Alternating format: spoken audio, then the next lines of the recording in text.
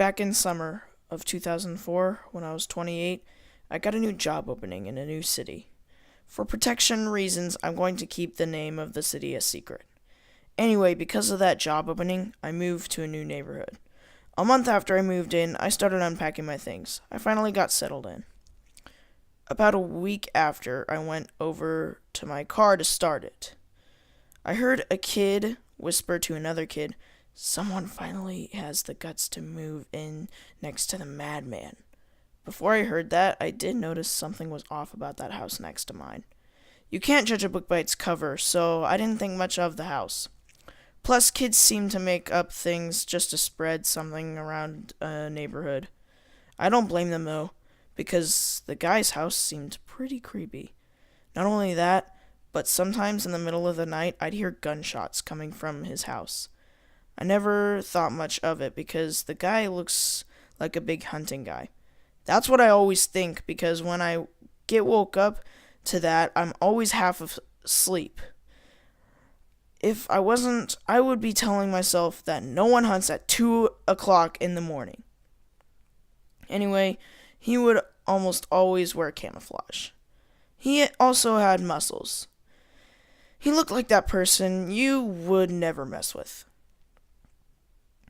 One time before I got into the car, he was also outside in his front yard. I waved at him. After I waved, he gave me an intimidating stare. The kind of stare that just makes you feel unsettled. I quietly got in the car and started driving.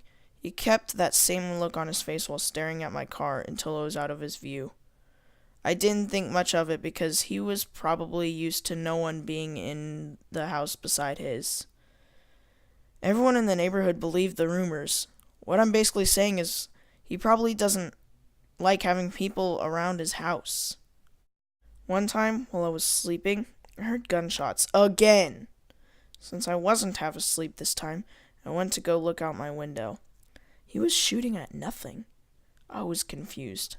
When I was about to go back to bed, I heard him scream, "Go back to freaking sleep!" Except the real word. I went back to sleep confused. I eventually fell asleep. I then woke up at 9 a.m. I went downstairs and saw that my picture frame on my wall above the fireplace was on the floor. My couch had a little tiny rip in it, and I saw my chair was turned the other way. I later discovered that I left my alarm off and my door was unlocked, so he could have easily got in. I was confused of why he didn't steal anything. The next night, I left my alarm on and locked every door and window. I woke up to get ready for work at 5 o'clock in the morning. I looked out my window. He was watching me from afar. I was so freaked out. I closed all my blinds and called 911. They told me they would be there as soon as they could, and to keep all doors and windows locked. They also told me to have the blinds down on every window that have blinds, like windows that have blinds, I meant. I did that, and I hid in my room. I heard banging at my door. He yelled, "Open up!" I then heard the police siren. He then ran away. They asked me some questions. I answered the best I could. They later found out that this guy has been arrested in a state far away from here. They said he was an insane murderer and was dangerous to live next to.